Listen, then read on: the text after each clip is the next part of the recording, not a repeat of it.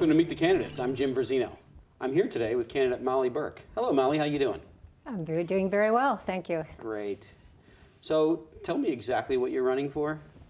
I am running for state representative for the portion of Brattleboro known colloquially as District 2, officially Wyndham 2-2. Is that downtown, western? My district encompasses around the hospital, high school, South Main Street, Okay. and a little bit of section over on the other side of the Whetstone Brook in my neighborhood, a little portion of my neighborhood known as Swedeville. Okay, So- cool. And before you tell me, are you running as a progressive, as a Democrat, as an independent? Can you just clarify what I run party you're affiliated with? as a progressive and a Democrat. a progressive and a Democrat? Yeah. Okay. I okay. ran in the Democratic primary. I received the endorsement of the Progressive Party. Okay, cool. So can you, for me and for the listeners, sort of give me the, I don't like this term, but the 50,000-foot view of your platform? Why you? Okay, well, I have been in the legislature for 10 years. So I look back and think, oh my gosh, seems like a long time, but it's gone fast. And I have served on the Transportation Committee for that whole time. And my interest in transportation is that I really believe that we need to diversify our transportation system. We need to provide the kind of transportation system that exists in Europe, where people can get around. You do not need a vehicle to get around. It costs a lot of money to have a car. It's very challenging in Vermont because of the population density, or lack of density population. I also concerned about carbon emissions. So how do we sort of cut our automobile use, create better livable communities through more biking and walking, better public transit, things like that. So that's sort of what I deal with most of the time on the Transportation Committee, but I also have a lot of other issues that I'm concerned about. And mainly, what are the things that make it hard for people to just live in this world? And things like minimum wage, which I voted for, paid family leave, and the governor vetoed. Things like better access to health care. All these things are what really, I mean, we live in this prosperous country, and to me it's just so unconscionable that we have a society where people are really, really struggling for that, struggling with 2 jobs. Childcare, we could have subsidized childcare for everybody like they do in Quebec, and has been very beneficial to their economy. So we sort of, I just feel like we're stuck in a mentality of we can't do this, we can't do that, that's going to cost too much. And a lot of it is a particular kind of, I think, way of thinking. For example, you can interrupt me if I'm going on. No, so I've got a couple of questions, but I want to hear sort of your big Well, I just wanted to picture here. give an example. We were on a legislative field trip to Quebec, and we were meeting with their economic development people, and they were talking about how much they supported businesses. Well, if the bank won't give you, we'll help you. Well, I mean, obviously it's a big, wealthy province and much bigger than Vermont. But then somebody said, well, don't you pay a lot of taxes? And she said, yes, we do pay taxes. But we have free public education, subsidized childcare, free health care, et cetera. And she said, we pay, but you pay too. You just pay differently. And I think that is the thing. People go, don't tax me because, but we pay. We're paying for all these things. We're paying in our health care deductibles. We're paying, people are paying $1,000 a month for childcare. It's just crazy. People can't buy houses. Young families can't buy houses because of childcare. So these are some of the other issues, and they're all entwined because also people's ability to get around and the need to have a vehicle or have 2 vehicles in order to get to 2 jobs. Right. All these issues tie in together. And they're very complicated, and they're not easy. And when you say, I'm going to go to the legislature and I'm going to do this, and then you realize you can't do it alone. You need other people, you need relationships, you need people who are going to be advocating for these things on the outside. So it's definitely about the relationships as well, too. Yeah, so I want to get to the relationships in a moment. Sort of, you gave me an idea when you were talking about it. It'd be really interesting to sort of do a graphic, if you will, that had sort of what the average American, whatever that is, pays for healthcare, pays for education, pays to put into their retirement, and then took that and said, okay, everyone's got to pay for this. But we don't feel like we're paying taxes because we're not paying it that way. But if you're paying, $500 or $1,000 a month for healthcare, regardless, it's still money going out, whether it's paid as tax or paid as to a private company, right? So that would just be really interesting because we actually pay very high taxes here, particularly in Brattleboro. Our property taxes are very high, so I get that. Yeah. But I hear you on the we're paying anyhow, even if we don't call it taxes, right? So that's a really big. Yeah. Healthcare is such a huge challenge, for many reasons, but one of them I think is that we have a perception. Well, we are shielded. Employees of companies that have healthcare benefits are shielded from seeing the money going out. Exactly. Right, so we don't see it, so we don't feel like we're paying it. Right, and then the people who don't have an employer like that, whose employers can't pay for the health care, they're sort of left in the lurch. I mean, we do have Vermont Health Connect, we do have good policies, but still, people are paying high deductibles. They're paying, depending on the plan. I heard somebody call into public radio, and actually it was a constituent of mine who said that he had had an accident, broke his arms, wrists, and the health care bills were huge. Thankfully, they had Vermont Health Connect, but he had the opportunity to take a more high-paying job, but they did the numbers and realized that if he took that job, he would have less health care, they would owe the system more, and he wound up not taking the job. Well, and this is true for people who are on economic services, who are receiving benefits from the state. A lot of times the state is subsidizing low-wage companies that pay low wages. Yeah. Tell me why being in the legislature for 10 years is a good thing rather than a negative, is a positive rather than a negative. Well, I feel that I know so much more. Some constituent calls me with a problem or something. I know now where to go, whom to go to. In many cases, if it's a transportation issue, I know from the secretary on down. I know the people, they've been in our committee. I have personal relationships, professional relationships with them. So that, to me, is really valuable. I find that my sort of institutional knowledge is really, really important. And I think, try to, not be just, I don't feel that I'm just a person who's just sort of sitting there, just voting. I'm an active participant in thinking about what kind of legislation do we need, working with other people. I don't feel like I'm just sort of hanging out there because it's easy. Yeah, and I don't think anybody goes to legislature because it's easy. No, no. It's a low pay for many hours. A lot of work. Yeah, many hours. Not only is it a lot of work, but you're in the public eye, right? Like right now, yeah. Like right now, right? This is compared to, I'm sure, a lot of other areas where you work. You're just so open to being chastised by the public, right? And it's got to be one of the hardest things about that job. And I have to say that the people of Brattleboro, there had very, very little of that. People have been very civil, and when we've had disagreements, they haven't been, personal or anything like that. So, well, that's good. Brattleboro's a good town. Good. So, what legislation have you seen die that you thought, oh my God, that would have been such a great one. I wish that one didn't have to die. And what one got through that you were like, thank goodness we got that one through. This is going to be, our next good phase to progress. One of the really wonderful pieces of legislation I worked on was called Complete Streets. Mm-hmm. And Complete Streets means that the state and local entities need to consider the needs of all users in the planning of transportation projects. So you can't just build a road and say, oh, forget the pedestrians, or you have to consider who else might be using this road. And this was, I worked very closely with AARP. They were the ones who were pushing this. They had a conference called Transporting the Public, realizing that a lot of their membership, the people are aging out, and how are they going to get around? And so this was it was wonderful to work with them. That's the other thing I want to say is, people say, oh, lobbyists. Well, they're lobbying, but they're an advocacy organization. And they were so wonderful to work with. And we got that passed.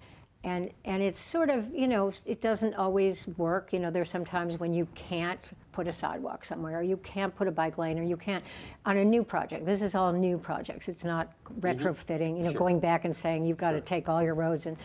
But that's sort of been creeping into the public consciousness, I think, all over the country. It's a movement.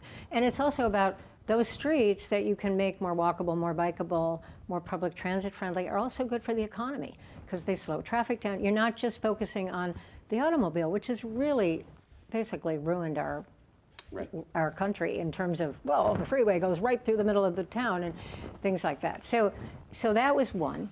And that was a little bit of a heavy lift, but the influence of AARP, and particularly this is where you get into, you sort of line up the people on your committee. We have a committee of 11, so in order for a bill to get passed out, it has to get passed out with a majority. And you want to have more than a 6-5. You'd like to have, a 7-4 at least. Well, anyway. When you say passed out, can you define that? So all the legislation, any bill that comes to the legislature, it gets introduced and it gets sent to a committee.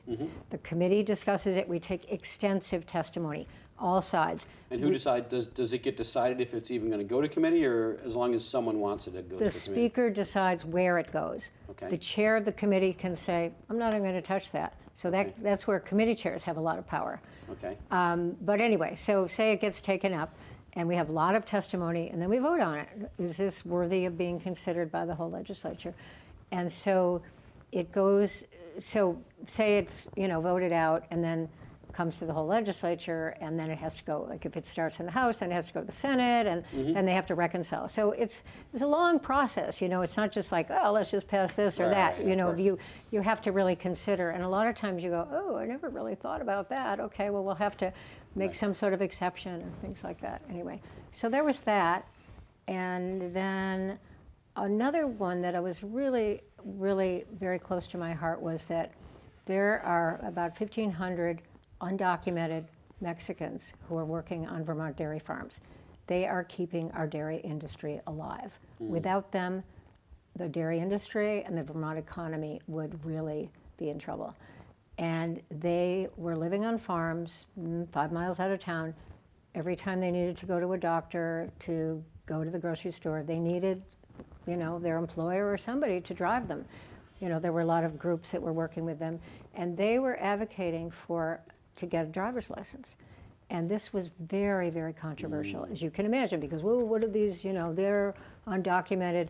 Well, they're undocumented, but they're here because we need them. And a lot of law enforcement is saying, we're not gonna interfere here. We're just gonna they're law-abiding people. And this is getting harder, of course, in this age of rounding up everybody. So I worked with a group called Migrant Justice, and we were able to get a bill to give, it wasn't an official license, called a driving privilege card. And so they had the privilege to drive. It did not give them any citizenship. It did not give them the ability to use that to get on an airplane or to get into a federal building or anything like that. And that was a really, really exciting thing. And this group, Migrant Justice from Burlington, they had all these farm workers coming to the State House advocating. Wow. And they were very respectful, and they just wanted to be able to drive. Well, and I would guess the farmers themselves were in favor of this. Most of them were, some of them were not, which was also very interesting. And you sort of get in to see the, idea, well, they're here, but they're sort of second-class citizens, or we're not going to do anything for them, or they can just figure it out. So that was another really exciting thing. Interesting. How long ago was that? That was in 2013, I believe. Yeah. Okay, so we got a couple that are good. Tell me one that you think to yourself, I wish that one could have gotten by. Well, I guess there are a couple that I think will happen eventually. I had a bill this past session to incentivize, to get rid of the purchase and use tax on electric vehicles. So if we are trying to transform our transportation, or our system of fossil fuel driven cars, we need to figure out how we can incentivize electric vehicles. Not everybody can buy an electric vehicle. I mean, I think now they're starting to be secondhand and things like that. The state got a huge settlement from Volkswagen 18.5 million or something like that, that a lot of that can go into electric vehicle charging stations. It's the policy of the administration to do this, but they did not want to do any kind of incentive. They considered that any incentive, like a foregone tax, wasn't a tax, it was just, foregone revenue. They consider that was a tax, and that was not going to happen. I think we'll get there. So are you saying, is there currently some sort of extra money? If I happen to be in the market right now for an electric vehicle, Oh, so okay. this is good. Yeah. So are you saying that if I own an electric vehicle, there's an extra amount of money I'm going to have to pay that I wouldn't pay if I owned a... Well, that's another interesting question. What I was trying to do was to incentivize the purchase of electric vehicles for a time, or for 100 vehicles or 200, to not have the purchase and use tax, to eliminate the purchase and use tax. So you buy a vehicle, and then you've got to pay your purchase and use tax on that. So Is that different than the registration? yes. Okay. Yeah. All right. So you pay your registration every year, but the purchase and use tax you is pay when it you one time. when you buy it. Got it. So, and that that adds. You're Sure. buying an expensive car. Every car is expensive. So that didn't really go anywhere. I see. But I think it will, and I think because if we're going to meet our greenhouse gas emission goals, we need to replace 60,000 fossil fuel driven cars with electric vehicles. I mean, In the state. This is huge, and this is what we're facing. A few, it's great that you want to buy an electric vehicle. Maybe another 50 people in Brattleboro are going to be doing that. That'll make a difference to air quality in Brattleboro for sure, but it's not enough. Well, even the term electric vehicle, a pure electric vehicle is very tough in Vermont because everything's so far. I mean, Yeah. when I say I want to buy an electric vehicle, actually I'm buying a hybrid, yeah. because I live downtown, I work downtown, so whenever I get in the car, I drive 100 miles. Yeah, you don't want to Right? get I get in stuck the car, somewhere. I go to Montpelier, I get in the car, I go to Burlington, I get in Yeah. the car, I go to New York, I get in the car, I go to Boston, I get in the car, I go to upstate New York, right? Yeah. So, Yeah, you don't want to be stuck. right. But So I'm not even sure if that would be part of that, but one thing I did notice, though, is because we don't have dealers of all the car brands here in Brattleboro, I have to go to New Hampshire and Massachusetts to shop, which has its own set of negatives.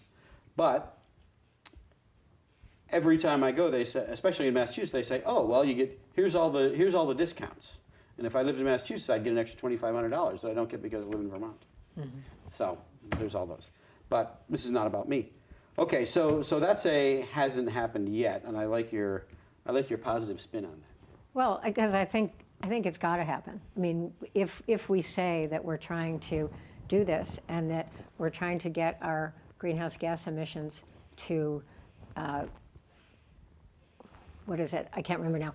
Below by 2028, 50% of 1990 levels. Mm-hmm.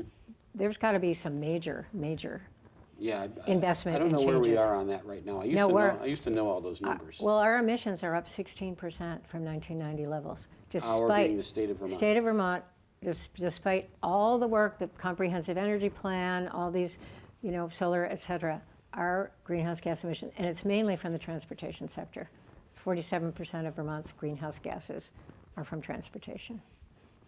So that's, I'm really surprised it's not heating oil. well, actually. that's the next one. It is. Yeah, but Okay.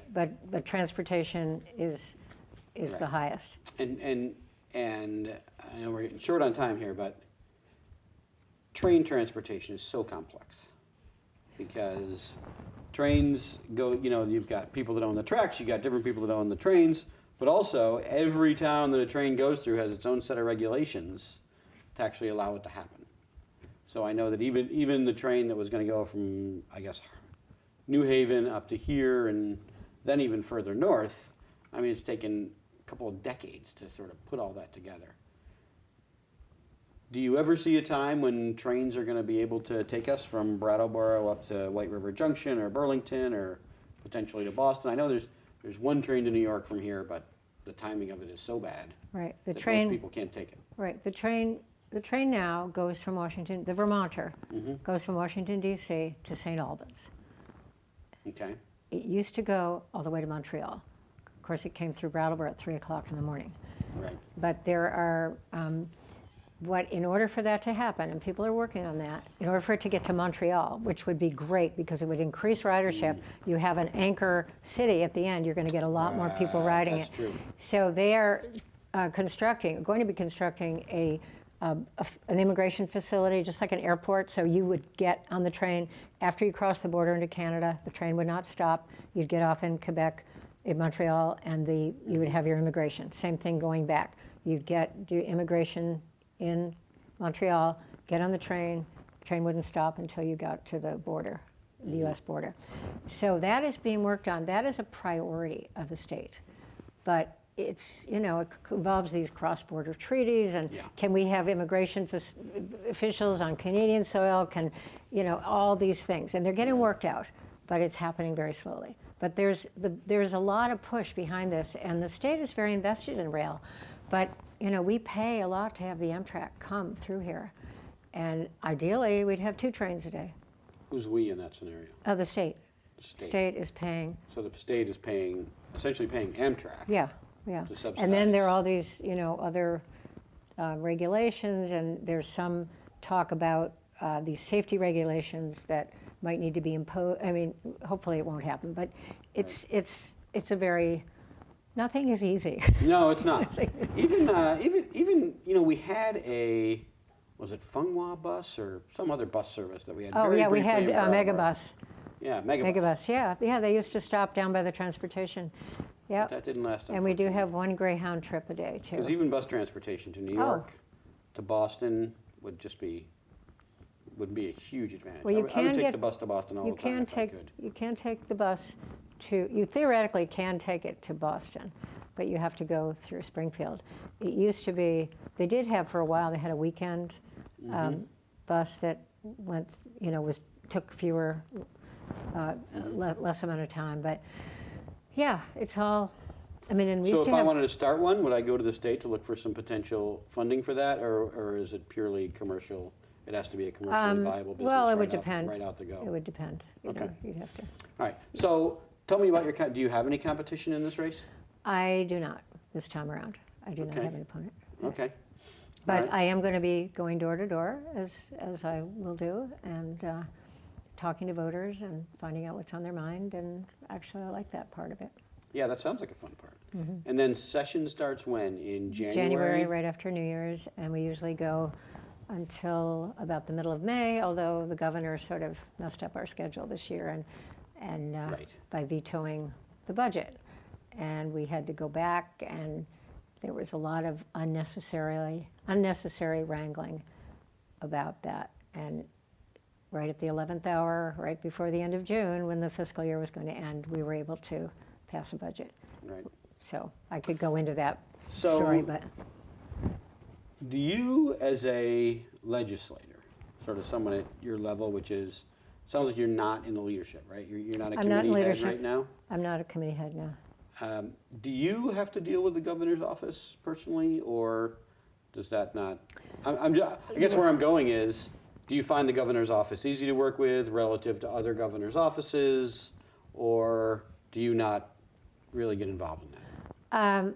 With Governor Scott, I have not had any real connection with the governor's office. Okay. And I know my colleagues on the Appropriations Committee have really sort of been really disappointed in the fact that the governor's office hasn't really participated fully in their discussions about the budget, and then at the end said, well, we're just going to veto this. So that's a critique coming from people in the Appropriations Committee.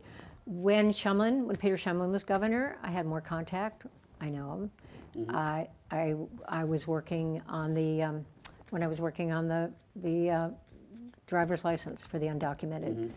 I had contact with people in his office, and also I think with a couple of other things. So because we were sort of on the same page, then there were people I could talk to in the office. Right. But I personally have not had any. As a member of the Transportation Committee, do you have to interface with the Department of Transportation a lot? All the time. Okay. I mean, they're in our committee from day one because they come with a budget. They've done their budget, and there's a book this thick, and it's got every single project in the whole state, every interstate bridge, state bridge, state highway, paving, town, you name it, bike ped, train, the whole thing. Right. And we go over that, all that budget, and the relevant people come in. Who's ever head of the structures comes in to discuss this and that, Okay. and that's when we have the input as to, well, do we want to give this much money to that, or what about this project, Right. or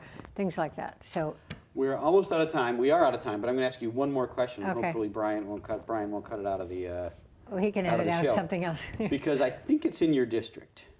Maybe not.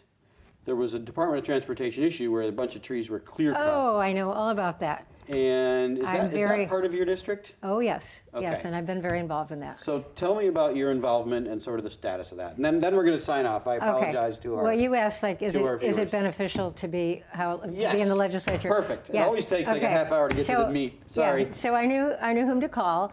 I got in touch, started, and then went and talked to the local transportation people on behalf of my constituents. For those that don't know, is it I believe it's Winter Court and Winter Court, Street. Winter Street. Yeah. There were some trees that were a problem on Route 91, and I believe they were diseased. I don't know the exact thing that was happening there, but in essence, at least this is what the citizens of the neighborhood tell me. They came home one day and basically everything was clear cut, with Route 91 running right in people's backyards, like several hundred feet from their house. Route 91 clear With no cut. trees, yeah. No trees. All of a sudden, they're literally looking at the highway. Okay, continue. Well, So anyway, people called you. Well, so people called me. I went and looked at it, and we had various discussions. I involved our town manager, Peter Elwell, in this discussion. We both knew the people up in Montpelier at that level. I'm just trying to give you a very short version because I know it. And we were able to arrange a meeting down here with residents and people from the state. The state came and apologized for lack of communication, basically. And now it's being addressed. They had another meeting on site about a month ago. The V-Trans people came down. They're building a big berm. They're going to do plantings. Hopefully, it's all going to. Residents had a lot of suggestions and a lot of critique, and I think it's been, V-Trans has been, in the end, very responsive.